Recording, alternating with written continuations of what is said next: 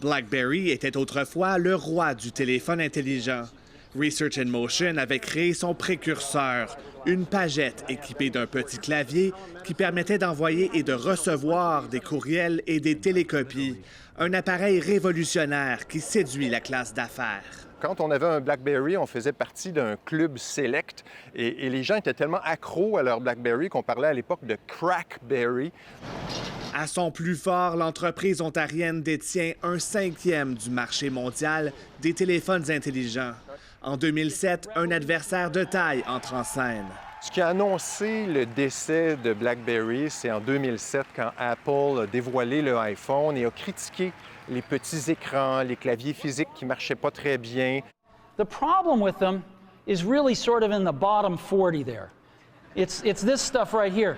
Sa proposition, un téléphone avec caméra, des applications, sans clavier physique. Research in Motion ne s'incline pas immédiatement.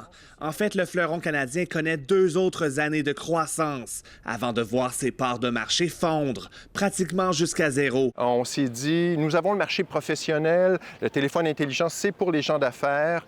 Le iPhone, c'est un peu un jouet, donc les gens ne vont pas s'intéresser à ça. Ça a été une grosse erreur. Ce gestionnaire de portefeuille de Winnipeg dit qu'il aimait son BlackBerry. Il a été l'un des derniers dans son entourage à s'en débarrasser. Je voyais que l'avenir, c'était pas un clavier physique. L'avenir, c'était un téléphone sans clavier, un téléphone lisse, un téléphone compact, un téléphone qui avait beaucoup d'applications. Et ça, BlackBerry ne pouvait pas faire compétition. Apple, c'était juste une compagnie trop grande qui avait leurs tentacules partout, dans tous les autres secteurs. Research in Motion est forcée de se réinventer. Elle change de nom, de PDG et met à pied des milliers d'employés. C'était un chapitre éprouvant pour Waterloo. On s'inquiétait parce qu'on avait déjà vu de grosses compagnies s'écrouler dans le secteur manufacturier et l'impact que ça a eu. Mike Kirkup est resté à Waterloo, tout comme des centaines d'autres ex-employés de BlackBerry. Certains d'entre eux ont aidé à accélérer la croissance de compagnies existantes, alors que d'autres ont carrément décidé de fonder leur propre entreprise.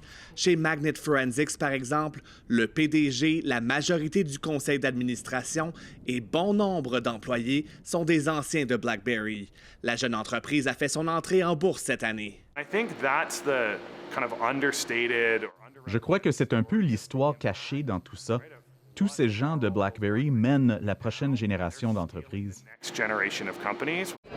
L'autre histoire méconnue, depuis que BlackBerry a abandonné la fabrication d'appareils en 2016, elle s'est tournée vers les logiciels. Plus de 195 millions de voitures partout dans le monde sont équipées du système d'exploitation BlackBerry QNX. Et l'entreprise développe en partenariat avec Amazon la plateforme Ivy pour véhicules intelligents. Un système qui collige une panoplie de données sur la circulation routière, les places de stationnement disponibles et les excès de vitesse, entre autres. Nous avons investi près du quart de nos revenus en recherche et développement l'an dernier et environ 2000 brevets nous ont été accordés. Nous continuons toujours d'innover. Reste à voir maintenant si BlackBerry réussira à rentabiliser ses innovations assez rapidement pour retrouver son lustre d'antan. Ici Philippe de Montigny, Radio-Canada, Waterloo.